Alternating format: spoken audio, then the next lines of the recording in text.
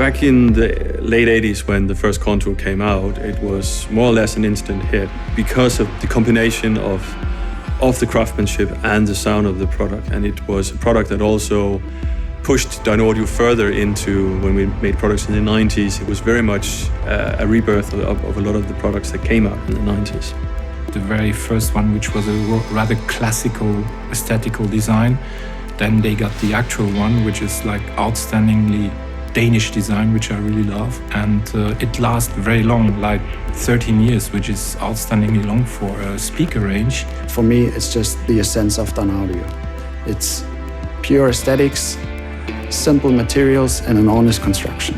When you have a classic, it's just something that you have to respect. You have something that is different, it's special.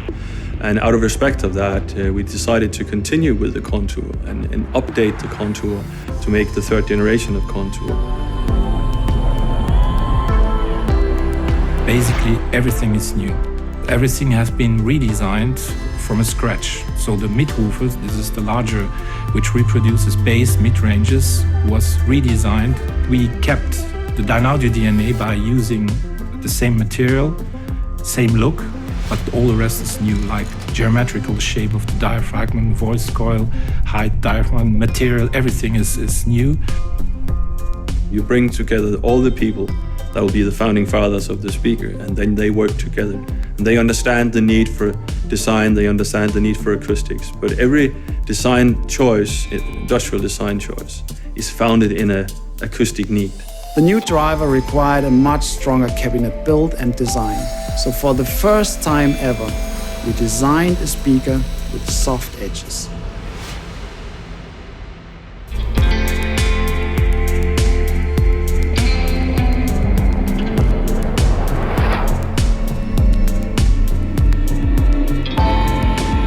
It's a design which is firstly shaped to get the sound as good as possible, and brought in some really nice details. For example, the front baffle in aluminium is perfect because the drivers are screwed into a firm alu plate which doesn't vibrate.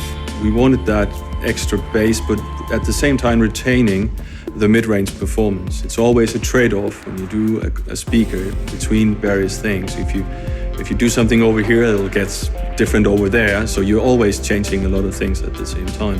What we wanted in this speaker was just to have the best performance. And it's very, very difficult to improve on what we've done in tweeters in the past. The actual tweeter reached the performance that we could get out of this tweeter. We couldn't get more, so we needed to use Esotar technology. If we were to match the performance of the rest of the speaker, the only obvious choice for us was to go with the Esotar Square tweeter, which is our top-of-the-line tweeter. The gain we have in quality is so high that we won't change back to something more normal. It's very difficult to point out and say it's the driver or it's the cabinet.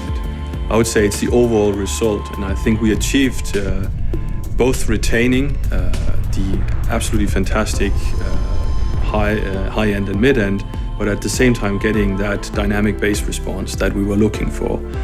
But it's not just retaining what we had on the high-end mid, but actually improving on these as well. Simply better. Like everything is better. Bass performance, mid-range, image, 3D imaging, the look. The Contour is a classic and is beloved by so many people because it is a very, very good speaker. It's a speaker you never tire of. You can listen to a Contour day in and day out. You'll never tire of it. And at the same time, you have a quality that is unrivaled. The new Contour is a beautiful speaker. We designed it with the respect for the Dynaudio legacy, but it's also a symbol of the new direction of Dynaudio.